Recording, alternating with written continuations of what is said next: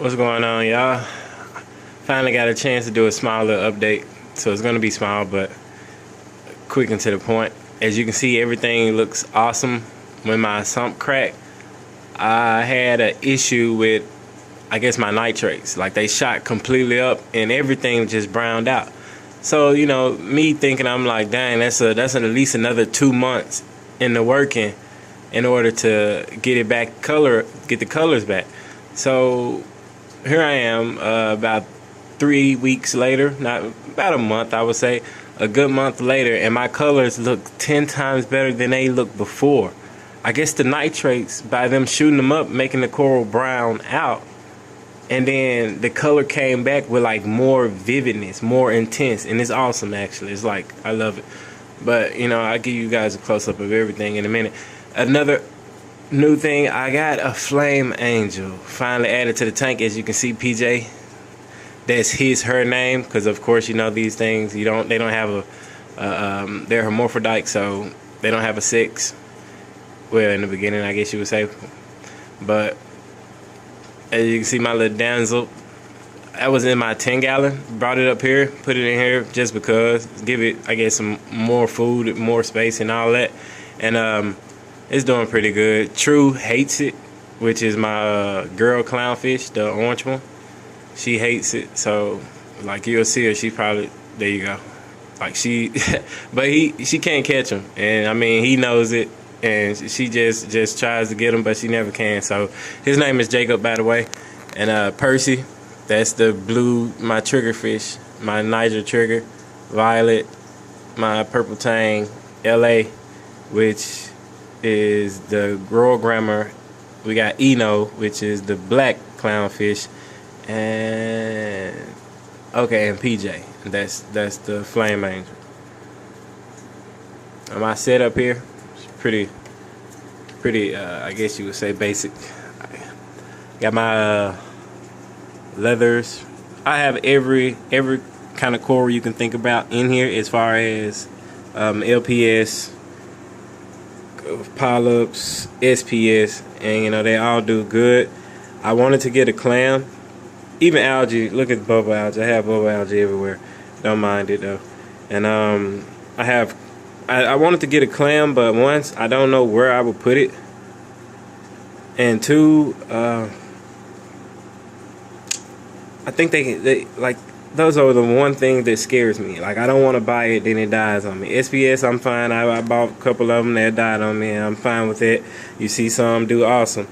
And as far as just buying a clam, I've never done it. I've had a chance many times, but I'm scared. Don't know where I put it. And now that I got PJ, I'm definitely probably not going to get one. But as you can see, this is my tank. A little close-ups.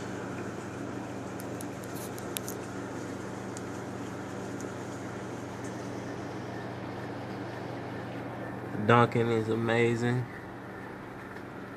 Torch is still big. It's a little closed up now, but it's still big. And then one thing I am dealing with is algae. From what is it? Coralline algae to the brown algae on the sand bed. And it comes from me actually feeding a lot. I feed a lot more, but the corals demand it more than the fish. You wouldn't believe it. If I stop feeding the way I do, my corals will lighten up. So I have to feed heavy, but I also have a heavy filtration system. So like, my skimmer doubles in size. It's 420 gallons. It's a CAD Lights 3rd generation skimmer. Filter sock. And my refugium, I haven't even put, I guess you could say, miracle mud or anything in there yet, which I might not. I'm still debating about it. You know, and other than phosphate pad, I do dose for nitrates, which is what is it called? Vodka dosing. So I do like 1 milliliter, 1 milligram, whatever it's called, one of them a day. It's not much, so I do that once a day, and all my levels stay fine. I do, like I said, the phosphate pad, I use that, and the skimmer, and I do run a CoRneR Elite as well in the sump, and that I guess you can say clears the water up pretty good, keep the toxins from the leathers and all that, even bothering my SPS, which is like right beside my, and it's been like that.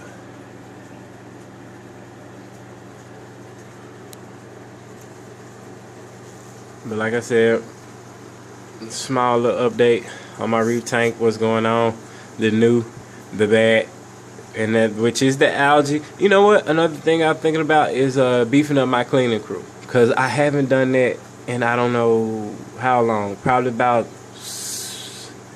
had to be like 6 months. So I'm knowing that I need to. But I did see, I do have choker snails in here, and they breed, and I do see the new babies every now and then. So that's the reason why I really wasn't worried about it. But I'm thinking I'm gonna add some blue-legged emerald crabs, and probably a couple more like sand sifting snails. And other than that, that'd be it. Now as you can see, the new addition is probably just a week in the tank, and it's doing pretty well. Nothing picks on it. At first, Violet would show them that, hey, I'm boss, and that was day one. And I mean, after that, it was nothing. Like, and she didn't even do much. Just flew past them and brushed up against them a little bit. But anyway, it's now she doesn't do anything to them. She still wants to show everybody this is Violet tank. Been here since day one, along with those. But anyway, coralline algae is everywhere. Well, like I like it. I hope it doesn't get too bad, because cleaning it off is a pain.